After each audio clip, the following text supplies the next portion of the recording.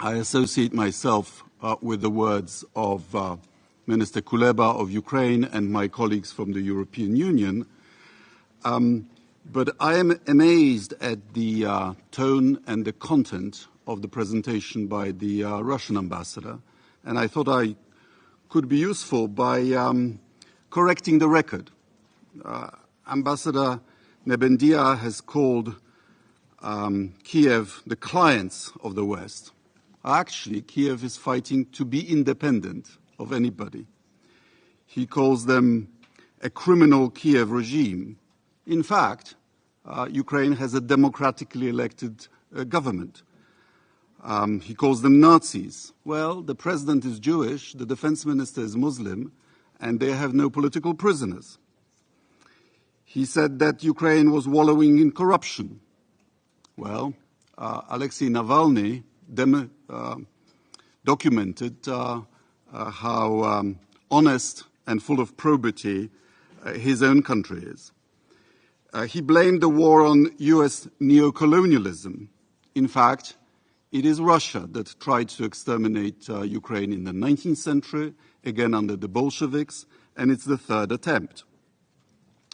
He said that we are prisoners of Russophobia. Phobia means irrational fear. Yet we are being threatened almost every day by the former president of Russia and by Putin propagandists with nuclear annihilation.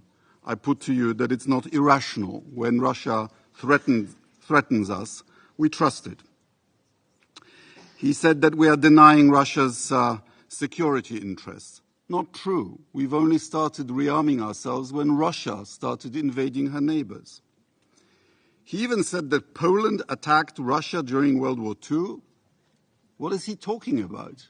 It's the Soviet Union that attacked Poland together with Nazi Germany on the 17th of September 1939. They even held a joint victory parade on the 22nd of September.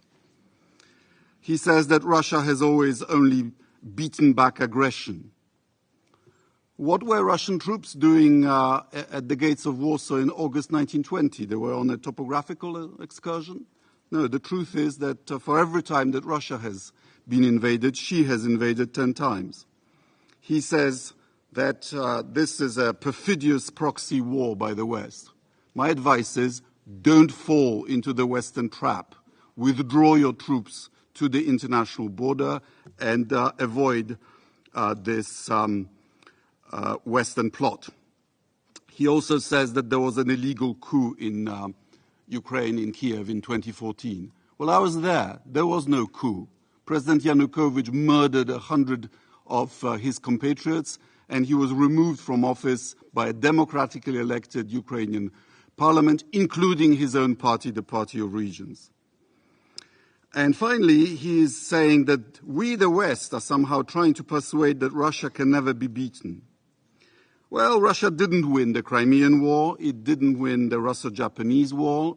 It didn't win World War I. It didn't win the Battle of Warsaw. It didn't win in Afghanistan. And it didn't win the Cold War. But there is good news. After each failure, there were reforms. Such demagoguery is unworthy of a member on a permanent basis of the Security Council. But what the ambassador has achieved is to remind us why we resisted Soviet domination and what Ukraine is resisting now. They failed to subjugate us then, they'll fail to subjugate Ukraine and us now.